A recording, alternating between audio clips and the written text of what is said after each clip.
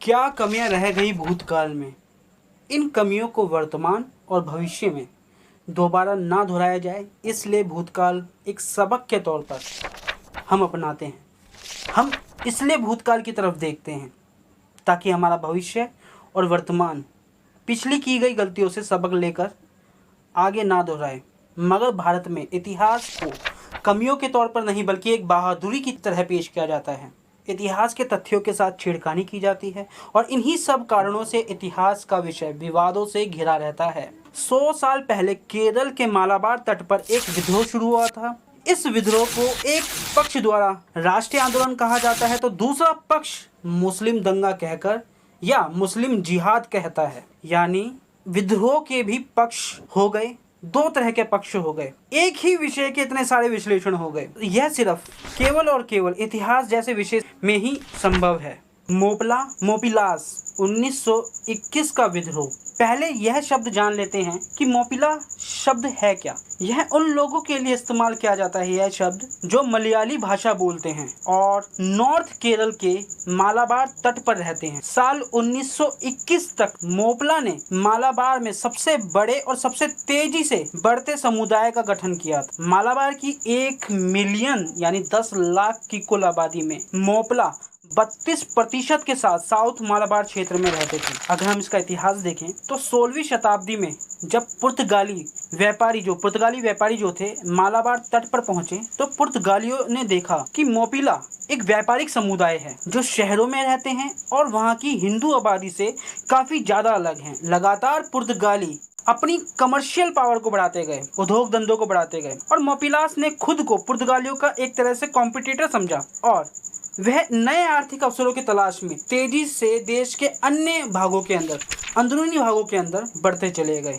और यहाँ पे तो स्वाभाविक सी ही बात है, मोपिलास को मालाबार तट से देश के अन्य भागों पर जाने से अब विवाद पुर्तगालियों और हिंदुओं के बीच रह गई थी। जाहिर सी बात है, मोपिलास अब ट्रांसफर हो गए थे। पहले वो एक ही जगह केंद्र था उनका, अब वो उस जगह से अलग अलग जगह चले गए थे। यानी वहाँ पर जो हिंदू की आबादी थी अब पुर्तगाली और हिंदू रह गए। अब कंपटीशन पुर्तगाली और हिंदुओं के बीच में था।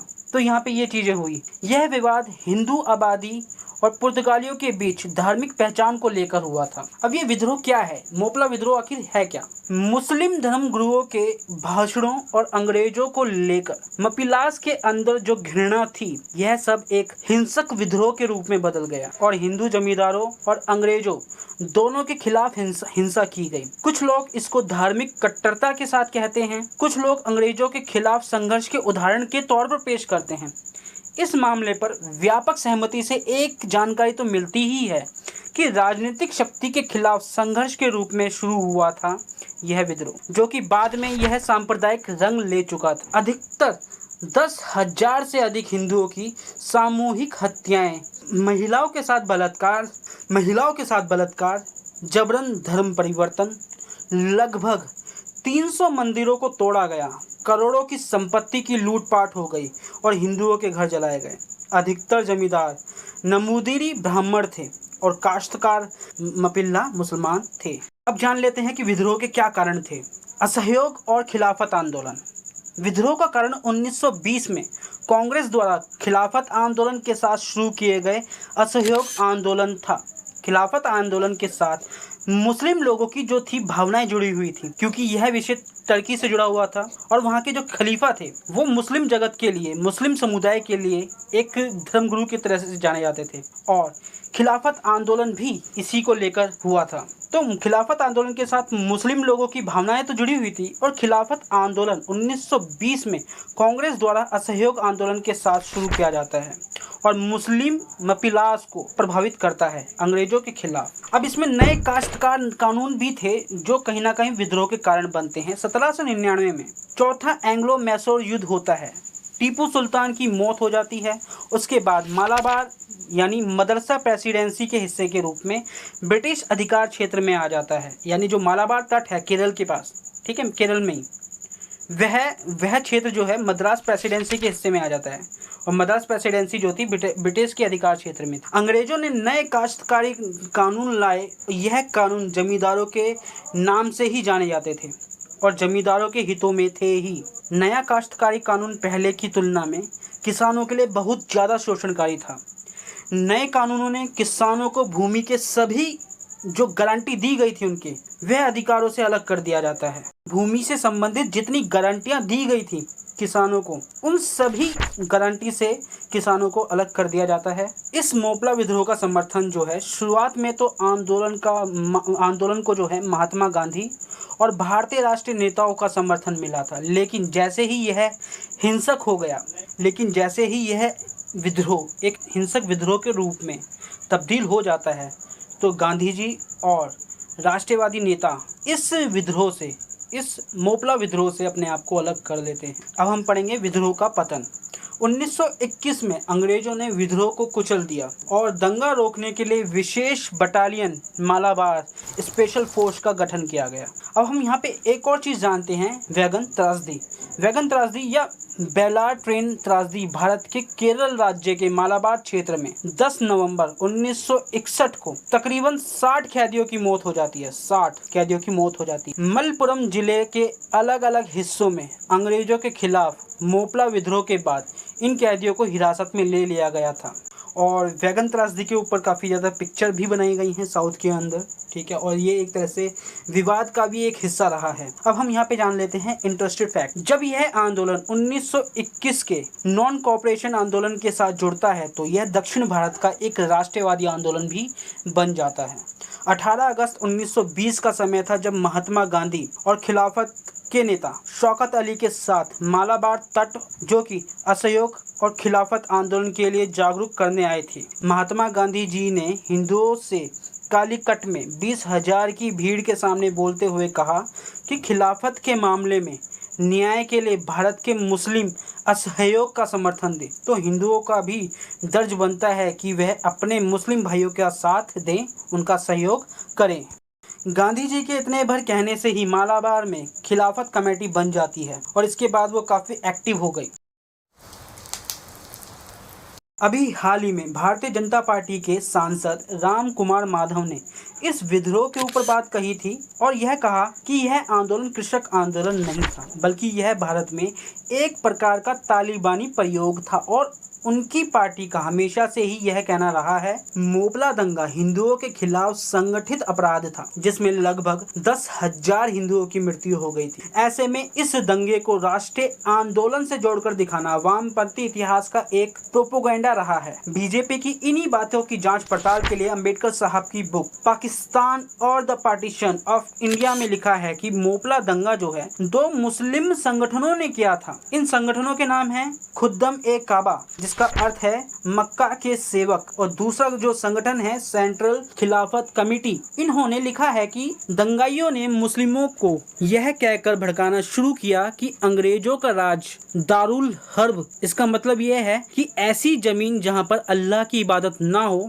और अगर वो इसके खिलाफ लड़ने की ताकत नहीं रखते हैं तो उन्हें हिजरत यानी पलायन कर लेना चाहिए। अगर इसको समझें तो कहना चाहते हैं यहाँ पे अम्बेडकर साहब कि ये जो गुट हैं, ये जो संगठन हैं, ये कहते थे, भड़काते थे मुस्लिम समुदाय के लोगों को, ये कहकर भड़काते थे कि अंग्रेज लोग हैं, ऐसे लोग हैं जो अल्लाह की इबादत नहीं करते हैं, और हम मुस्लिम समुदाय, हमारा फर्ज ये बनता है अपने धर्म के लिए कि जो इसका इबादत मतलब जो इस धर्म के खिलाफ बोलता है, हम उसके खिलाफ विद्रोह खड़ा कर देंगे। अगर ऐसा कोई नहीं करेगा तो उसे हिजरत यानी पलायन कर लेना चाहिए। इसका एक छोटा मोटा अर्थ ये है। अम्बेडकर जी आगे ये कहते हैं कि इसमें मोपला मुस्लिम भड़क गए, उन्होंने अंग्रेजों को भगाकर इस्लामी राज्य की स्थापना के लिए लड़ाई शुरू कर दी। अम्बेडकर जी आगे कहते हैं कि यह विद्रोह हिंसक विद्रोह का रूप ले चुका था, लेकिन संगठित रूप में हिंदुओं के खिलाफ नहीं था। देखो यहाँ पे अम्बेडकर साहब ये बात कह रहे हैं, यह जो विद्रोह हुआ था, यह विद्रोह कोई हिंदुओं के खिलाफ साजिश नहीं थी, बल्कि यह हिंसक विद्रोह अंग्रेजों और जमीनों के मालिक हिंदू जमींदारों के खिलाफ था। अगर इस दंगे की तुलना अन्य कृषक विद्रोह से करें तो वहाँ भी जमींदारों और उनके पारिवारिक लोगों की जान ली जाती थी। अगर देखा जाए तो मालाबार क्षेत्र में दंगों का स्वरूप बहुत डरावना था, लेकिन इसे ना तो जिहाद कहा जा सकता है और ना ही संगठित आक्रमण। इस आंदोलन में पूरे नरसंहार में वरियाम कुन्ननाथ कुंजा अहमद हाजी का नाम आता है। वो मालाबार में मलयाला राज्य नाम से एक इस्लामी सरकार चला रहे थे। उसने द हिंदू अखबार को लेटर लिखकर हिंदुओं को बुरा भला कहा था और अंग्रेजों ने उसे गोली मारकर मौत दे दी थी। अब मोपला विद्रोह को लेकर Indian council of history research में रिपोर्ट लाई गई। इसके एक सदस्य ने रिपोर्ट दी जिसमें मालाबार विद्रोह को या उसके नेताओं के नाम शहीदों की सूची से हटाने की सिफारिश की गई थी। ICHR यानी Indian council of history research इसका छोटा स्वरूप है। यह रिपोर्ट साउथ एशिया से स्वतंत्रता संग्राम में शामिल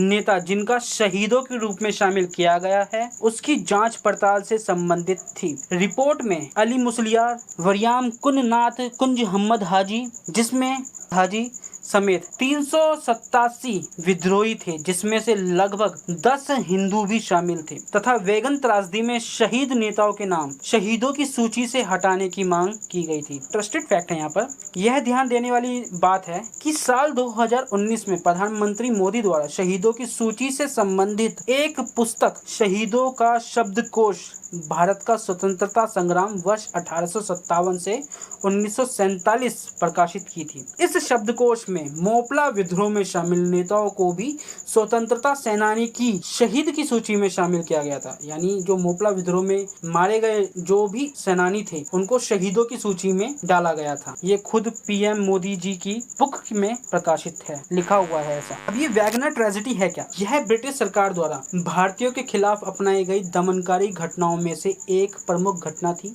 वैगनर त्रासदी ने लगभग 60 मोपला कैदियों को एक बंद रेल मालवाहक डिब्बे या फिर मालगाड़ी के डिब्बे में मौत के घाट उतार दिया गया। अब इसमें भी Indian council of history research में रिपोर्ट जारी की गई थी वैगनर ट्रेजेडी को लेकर कि इस रिपोर्ट में ये कहा गया कि वैगनर ट्रेजेडी में जिनकी मृत्यु हुई वे स्वतंत्रता सेनानी नहीं थे क्योंकि इन विद्रोहियों ने भारत की स्वतंत्रता संग्राम या असहयोग आंदोलन का पूरा समर्थन नहीं करा, बस कुछ समय के लिए खिलाफत आंदोलन का समर्थन करा था। रिपोर्ट यह भी कहती है कि अंग्रेजों ने जांच परख करी है और विद्रोहियों को जो सजा दी है या जो दोषी ठहराया गया है वो बिल्कुल सही है। यानी अंग्रेजों के जो भी फैसले थे इन विद्रोहियों के खिलाफ बिल्कुल सही है, ये रिपोर्ट कहती है। तथा इन मृतकों को कहीं और स्वतंत्रता सेनानी के रूप में मान्यता नहीं दी गई। अब ये जान लेते हैं कि वरियाम कुन्ननाथ कुंजा अहमद हाजी कौन थे। खिलाफत आंदोलन के नेताओं तथा इंडियन नेशनल कांग्रेस ने इनको भारत में खिलाफत आंदोलन नेता के रूप में पेश किया था। हालांकि कुंजा अहमद हाजी बड़ा नाम है तो हम हाजी कहकर बात करेंगे कि हाजी यह मानते थे कि खिलाफत तुर्की का एक अंदरूनी मामला है, परंतु उन्होंने अंग्रेजों और जमींदारों के अत्याचार के खिलाफ राष्ट्रवादी आंदोलन के साथ जुड़ने का वादा किया था। उन्होंने कालीकट तट तथा दक्षिण मालाबार में खिलाफत आंदोलन का नेतृत्व किया था। उन्होंने खिलाफत आंदोलन की धर्मनिरपेक्षता को सुनिश्चित किया तथा आंदोलन में हिंदू मुस्लिम एकता पर भी जोर दिया था। अन्य धर्मों के लोगों की सुरक्षा की बात पर भी यहाँ पे बल दिया गया था। हाजी को अंग्रेजों ने उन्हीं धार्मिक कट्टरपंथी नेता के रूप में पेश किया ताकि आंदोलन में धार्मिक रंग देकर समाप्त किया जा सके। अब यहाँ पे इंडियन काउंसिल हिस्ट्री रिसर्च की रिपोर्ट ये कहती है हाजी के बारे में कि यह एक कुख्यात मोपला विद्रोही नेता थे और कट्टर अपराधी थे। रिपोर्ट यह भी कहती है कि हाजी ने 1921 में मोपला विद्रोह के दौरान असंख्य हिंदू पुरुषों, महिलाओं और बच्चों को मार डाला और उनके शवों को एक कुएं में जमा कर दिया था। मोपला विद्रोह के आखिरी पड़ाव में हाजी को अंग्रेजों द्वारा गिरफ्तार कर लिया गया था। 20 जनवरी 1922 को हाजी को गोली मारकर हत्या कर दी गई थी।